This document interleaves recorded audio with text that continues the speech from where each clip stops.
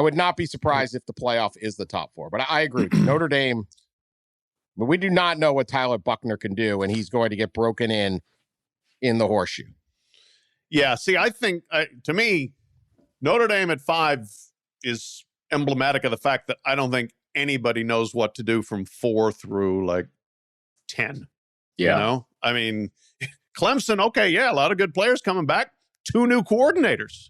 And they were not great last year. And there's question whether DJ Uiagalelei is really the guy. Notre Dame, we just went through the questions. Michigan lost a lot from that team. Texas A&M, super, super young. Utah, some key parts coming back, but also Pac-12. Should a Pac-12 team be as high as 8? I don't know. Oklahoma, Lincoln Riley left and took everything but the Who hash. Baylor, very few starters back from last year's team. So you go down through, when I was filling out RSI top 25, I was like, I don't like anybody from 4 on down. I think if you look at the top 5, there's a familiarity there, right? It probably speaks to the lack of parity right now in college football. But outside of Oklahoma, I think those 5 have advanced to more CFP championships than any other teams. They probably make up around 75%, 70% of the actual appearances in the CFP. Those victories. 5. Yeah. I think they have Alabama, all the State, victories Georgia. except Oregon. Yeah. Oregon and LSU. LSU and Oregon. Yep. LSU won 2, Oregon won 1. Other than that, every game has been won by those 4. State of college football. And we're always looking coming into the year on who's going to challenge the top group. And I think it's probably not, no one. Yeah. Maybe not. I got my eyes a little bit on the Aggies. We'll see. Maybe it's too soon. Maybe it's a year too soon. But I'm always looking at who might challenge that group at the top. I would have put Utah 5th. Yeah. I mean, I agree.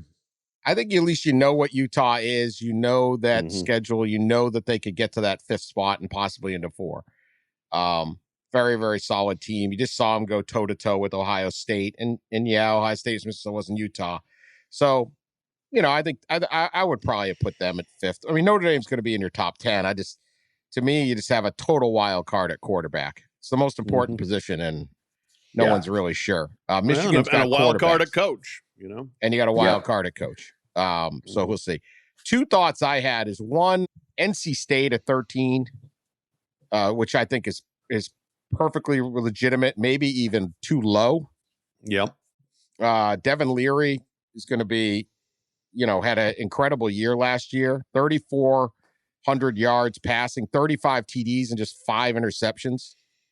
He has a chance to give them the kind of pop they need. Dave Dorian, he just builds good programs. And so is this that breakthrough year for NC State? And I think that's a big question. So them sitting at 13 is nice. And that's a team I think that's a team that earned that spot. You're not getting, no one's just sitting there saying, where do we rank NC State? Right. Can't go too far.